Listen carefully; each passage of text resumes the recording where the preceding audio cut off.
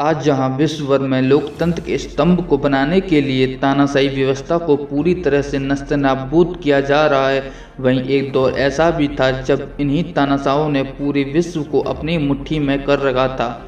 जब हम किसी व्यक्ति को तानाशाह के नाम से संबोधित करते हैं तो उसका सीधा संबंध एक ऐसे व्यक्ति के नाम के साथ जुड़ा होता है जो अपनी करिश्माई नेतृत्व की बदौलत न केवल विश्व को अपने इशारों पर नचाता रहा बल्कि अपनी नीतियों की बदौलत खुद को वह सबसे ऊपर मानता रहा।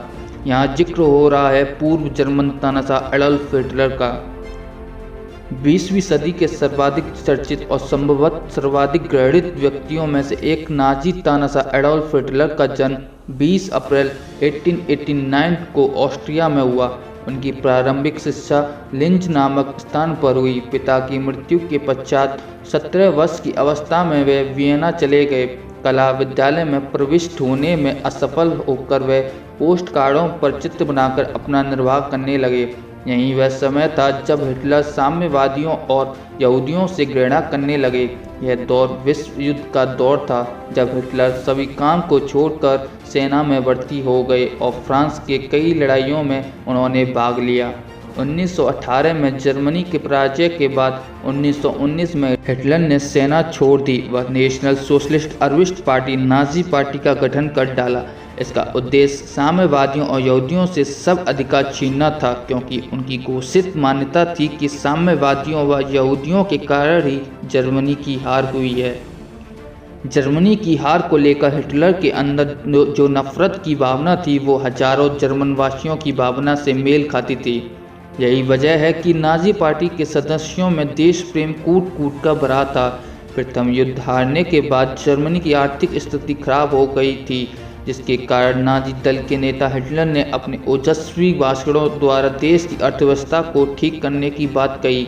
पहले विश्व युद्ध से पहले उन्हें कोई नहीं जानता था, लेकिन 1922 तक आते आते उन्होंने एक विशाल जन समर्थन को इकट्ठा किया और बेहद शक्तिशाली व्यक्ति बनकर उभरे। उन्होंने स्वास्थ्य को अपने दल का चिन्ह बनाया, जो कि हिंदुओं का शुभ चिन्ह है। समाचार पत्रों के द्वारा हिटलर ने अपने दल के सिद्धांतों का प्रचार जनता में किया।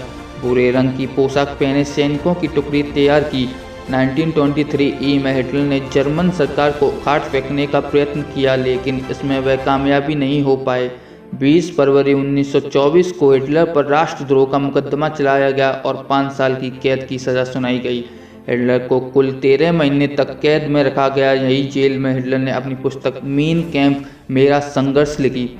हिटलर ने अपनी यह आत्मकथा उन 16 प्रदर्शनकारी शहीदों को श्रद्धांजलि में समर्पित की, जिन्होंने अपने देश की एकता के लिए संघर्ष करते हुए अपने ही देश के सैनिकों की गोलियों का सामना किया। इस पुस्तक में उन्होंने लिखा है कि आर्य जाति सभी जातियों से श्रेष्ठ है और जर्मन आर्य हैं, इसलिए उन्हें विश्व का नेतृत्व करना चाहिए। वह जर्मन नस्ल को दूसरी सभी नस्लों से बेहतर मानते थे। जेल से रिहा होने के कुछ ही समय बाद हिटलर ने पाया कि जर्मनी भी विश्वव्यापी आर्थिक मंदी की मार झेल रहा है। आंकड़ों की माने तो 1932 में जर्मनी में बेरोजगारी बहुत बढ़ गई थी। हिटलर ने जनता के असंतोष का फायदा उठाकर पूर्ण व्यापक लोकप्रियता हासिल की। उन्होंने चुनाव लड़ने का फैसला किया। 1932 के चुनाव में हिटलर को राष्ट्रपति के चुनाव में सफलता नहीं मिली, लेकिन 1933 में उन्हें जर्मनी का चांसलर बनने से कोई नहीं रोक सका। इसके बाद शुरू हुआ हिटलर का दमन चक्र। उन्होंने साम्यवादी पार्टियों को अवैध घोषित कर दिया। वह यहूदियों को नरसंहार का सिलसिला शुरू कर दिया। तत्कालीन राष्ट्रपति की मृत्यु के बाद हिटलर ने स्वयं को राष्ट्रपति तथा सर्वोच्च न्यायाधीश भी घोषित कर डाला। सत्ता हासिल के बाद हिटलर ने कुछ जोड़ने के लिए भावी युद्ध को ध्यान में रखकर जर्मनी की सैन्य शक्ति बढ़ाना प्रारंभ किया। उन्होंने सारी जर्मन जाति को सैनिक प्रशिक्षण देने का आदेश दिया। विशाल जर्मन साम्राज्य की स्थापना का लक्ष्य लेकर हिटलर ने तमाम तरह की संधियों की अवहेलना करके पड़ोसी देशों पर आक्रमण कर दिए, जिसके फलस्वरूप 1939 में द्वितीय विश्व युद्ध भड़क उठा। शुरुआत में तो हिटलर को सफलता मिली, लेकिन बाद में हिटलर के पांव उखड़ने लगे। अब तक जर्मनी की हार निश्चित हो गई थी। हिटलर भी अब हार महसूस करने लगा था।